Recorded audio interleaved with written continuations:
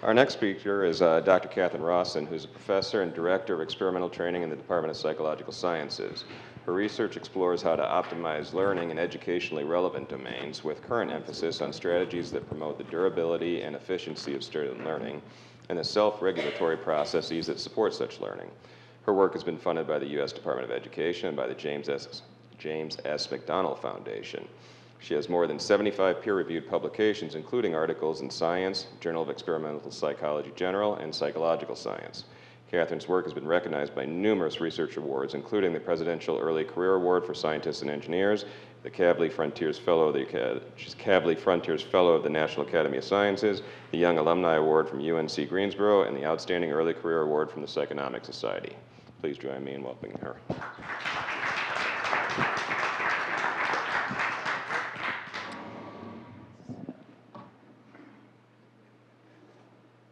So generally described, my program of research focuses on examining the effectiveness of various study strategies or learning techniques.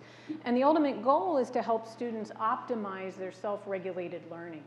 Now, generally what we're interested in doing is identifying what works, for whom, under what conditions, and why. And my lab actually, we investigate a very broad range of learning techniques. But for today's talk, I'm going to focus on one particular line of research that we've been pursuing for the last few years on a particularly effective learning technique. So to set the stage, I'd like you to consider what I often refer to as the perfect storm, which is the set of conditions that converge on students as they progress from K through 12 and then into college. Now first, it's typically the case that students will increasingly have more to learn, and generally because the informational density of the content in their classes increases. Now, at the same time, students are not spending more time in class as they progress through the grades. If anything, they're spending less time in class. So necessarily that means that more of their learning has to take place outside of the structured classroom. Now, to make matters worse, as students progress through the grades, it's typically the case that they get less and less guidance for what they should be doing with their time outside of class, right? So little kids get worksheets and homework assignments, and that's what they do. Of course, by the time students hit college, I think probably the modal approach is they come to class, and we lecture, and they take notes, and then a month later we give them an exam, and we hope they know what they're doing outside of class to do well in that exam, right? So to top it all off, students are often faced with competing goals. That is, we want them to be achieving durable learning, right? Walking away with knowledge that sticks. But at the same time, they have a limited amount of time to spend studying. And so we have to be mindful of the efficiency of study strategies as well. And the bad news is that often what is good for durable knowledge is not particularly efficient, and vice versa. Okay, so these are real challenges that students face. So the question is then, what could students do with their time outside of class? What study strategies could they engage in? Recently, my colleagues and I published a monograph in which we summarized the research literatures on 10 different learning techniques that students either do or could use on their own outside when studying with minimal guidance from instructors. And for each of these research literatures, we in essence evaluated how effective is the strategy, under what generalizable conditions, is there evidence for the benefits of a technique in authentic educational contexts, and we tried to distill it all down to a utility rating. So either low utility, moderate utility, or high utility techniques. Now of the 10 listed, 5 got low marks, low utility, either because they just don't work very well, or they're only effective under very limited circumstances. 3 get moderate utility ratings because the available evidence is promising, but we felt that more research needed to be done. Only 2 got high utility ratings. Now, the bad news is, of the 5 that got low utility ratings, 2 probably are very familiar, and modally speaking from survey research, students use these all the time, but they're not actually very effective for learning. In contrast, practice testing and distributed practice, so practice testing being the what and the distributed practice being the when, are high utility learning techniques. So let me tell you a little bit more about those 2. So I would argue that what students should be doing with at least some of their self-regulated learning time outside of class, first, is engaging in practice testing. Now, of course, there's various ways that students can do practice testing. Often textbooks or instructors may provide practice tests.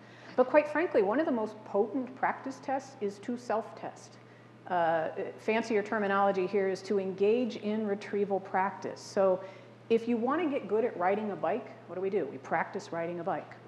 If you want to be able to remember information later, you have to practice remembering information. It's no different than any other skill. That's in essence what retrieval practice is. Practice retrieving target information from long-term memory. And this is a very potent memory enhancer. Now, if you're interested in reading up a little further on this strategy, write those down so you can read other papers if you want to. Now, actually, there's more than 100 years of research establishing that retrieval practice is good for memory. Okay? Now, more recent research has been focused on identifying moderators or conditions that are particular enhancers of the benefits of retrieval practice. And two of particular interest here. Successful retrieval is particularly potent. There is actually benefit from attempting and failing. There's big benefit from attempting and succeeding. So you should go until you can get something right. Ideally, you would do that more than once. And if so, you would spread those retrievals out across time. That's distributed practice rather than cramming or amassing all of your retrieval practice in a single session. Okay? These two conditions are, in essence, the active ingredients of the learning technique that is called successive relearning. Okay? Spoiler alert, there's nothing fancy here. It's a very straightforward technique. It starts with an initial learning session in which students would engage in retrieval practice, attempting to retrieve the target information. They would restudy if needed, if they can't come up with it yet, and try again until they can. That's it. The easiest way to think about this is our good old-fashioned flashcards. Everybody knows flashcards. And there's a cue or a turn, right? Or something on the front that you use to try to remember the target information, and you flip the card over and you check your answer, and if it's right, you're done. And if it's wrong, study, put it at the back of the stack, and try again until you get it right. That's it. Once you get everything right, you put the stack down and you walk away. Now, turns out that initial learning alone isn't actually very good for memory. It's just a necessary step en route to the part of this technique that is good for memory, namely relearning. That is, to really maximize durable learning, you have to pick the stack back up and do it again. And ideally on 2, 3, 4 other days, spread out across time. And the potency of this technique comes from the relearning. Okay? So for the remainder of my time, I'm going to show you a couple data points just to illustrate the potency of this technique. So in the first study, simple example, I mean, simple as these studies go. In essence, we had Kent State students come to the lab. We asked them to learn Lithuanian English vocabulary translations. And everybody completes an initial learning session working with a computerized flashcard program in which they practice each item, retrieval practice, until they can correctly recall the English translation when presented with the Lithuanian item, and then that item's dropped out of the stack. Okay? The key here is that students are going to return to the lab 1, 2, or 3 times subsequently on other days to pick the stack back up, to relearn those items in the computerized flashcard program. Okay? Now, the key here is that these sessions are spaced 1 week apart, and because each session starts with a test trial for each item, we can in essence look at retention after 1 week as a function of how many sessions have been completed previously. Okay? So here is 1 week retention when they come back to the lab after their initial learning session. We start them off with a test trial for each item. And even though they got every item right once during initial learning, memory ain't great, right? I think we're all agreed that's not particularly impressive. But if they had picked the stack back up 1 time, 1 relearning session, and then we look at 1 week retention, there's a marked improvement. Okay, so this is an effect size for 1 versus 0 relearning sessions. The more relearning you do, the better it gets. Okay, very, very strong effects. The beauty is relearning is very rapid. It takes hardly any time at all to relearn something. Most students by the 3rd or 4th session get everything right on the first try. Okay? So it's a minimal expense of time. Now, to be fair, this and this differ in dosage. That is, these items have only been correctly retrieved once previously at this point. Those items have been correctly retrieved 4 times. So maybe it's just dosage. No, it's not. So these are basically data points from another study, related design, in which students either just did one session where they practiced till they get everything right 4 times, or practice on 4 different days till you get things right once. And clearly, timing matters. It isn't just sheerly dosage of corrector tables.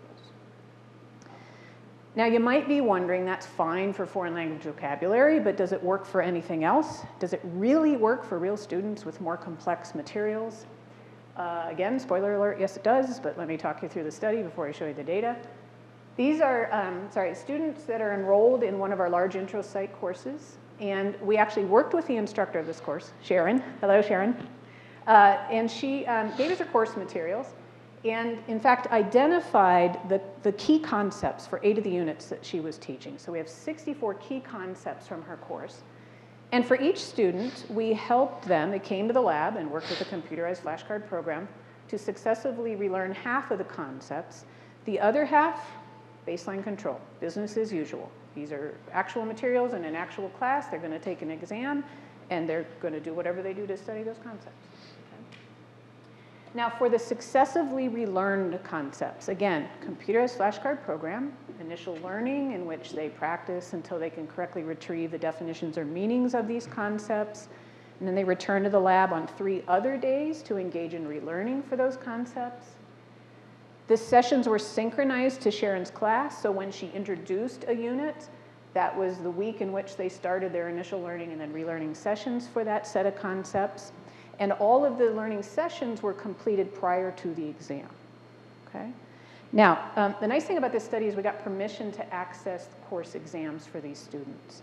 And I want to emphasize that although retrieval practice involved recall of this sort, we would say, what is the availability heuristic? And students would have to retrieve the meaning of that concept.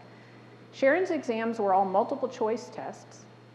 And the majority of her questions were not memory questions. They were comprehension questions. They were application questions. Okay, so this is transfer. This is not the same thing they were doing during practice.